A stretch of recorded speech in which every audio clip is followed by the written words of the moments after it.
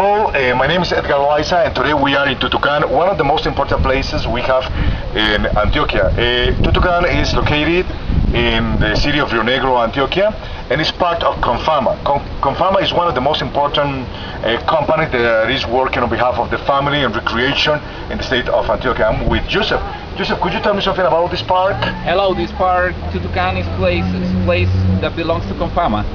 In the same place, we are in two different places, Confama and Tutucan. Tutucan. Yeah, let's see the information, the area. The area, 33 square meters. The average temperature, 17 degrees. The nickname is Town of the Family. It's correct. Founded in November 12, 1985. The name comes from the word Tucan, that is an animal, it's a bird, and it's a traditional Antioqueño town. And we want to enjoy this trip today. Okay, as a matter of fact, today we begin the September month of love and friendship, and it's called in the United States St. Valentine's Day. In Colombia, we celebrate that date in September.